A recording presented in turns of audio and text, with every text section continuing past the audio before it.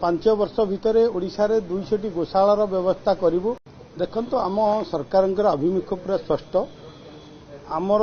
पशु संपद विकास और गोमातार विकास पई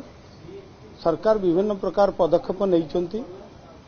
जमती कि आमे गोशालार मध्य आमे कथा कहिचु जे आमे 5 वर्ष भितर ओडिशा रे 200 गोशालार व्यवस्था करूँ एवं सरकार तरफ ताकू सब्सिडी व्यवस्था रही जो माने कि अप टू 150 गाई पर्यंत 52 लाख पर्यंत कंस्ट्रक्शन पाई आमे सब्सिडी व्यवस्था करुचे एवं जो माने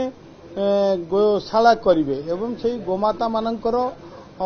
दैनंदिन खाद्यर व्यवस्था मध्य सरकार करबा पाई दिन को 54 टंकार व्यवस्था करा जायछि जा फलर कि आमर जो विभिन्न ग्रामांचल रे मध्य ए गोशाला एवं गोपालनर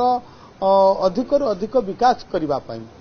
एवं ग्रामांचल रे जदि आमे देखिबा चाष परे गोपालन होछि जो गोटे लाभजनक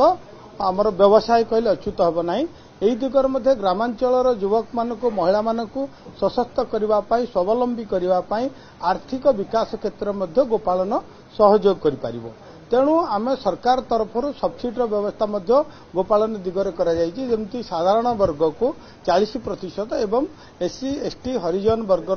वर्गर जो माने लोक माने महिला माने चाहिए जे गोपालन करबा पाई ताकू 60% सब्सिडी सरकार मध्य वहन करिवार व्यवस्था करा जायछि। तेणु आमको समस्त को आज जो गृह रे मध्य आज प्रश्न थिला जे आमर दुग्ध मिशन बन्या जो रही दुग्ध उत्पादन क्षेत्र में ओडिशा को आगक नेबा पाई सरकार विभिन्न पदक्षेप वर्तमान नौचंती जमती कहली कि गोपालन एवं आमर घास चाष पई मध्य सब्सिडी करा जायछि एवं ग्रामांचल रे गोपालन करबा पाई महिला मानक मध्य महिला उद्योगी मानक आमे प्रोत्साहन करूचे। तेणु विभिन्न दिगरे आमे समस्त ओडिशार को जदि कृषि परे आमे जदि देखिबा जो जेमती गोटे मिश्रण चाष कृषि गोपालन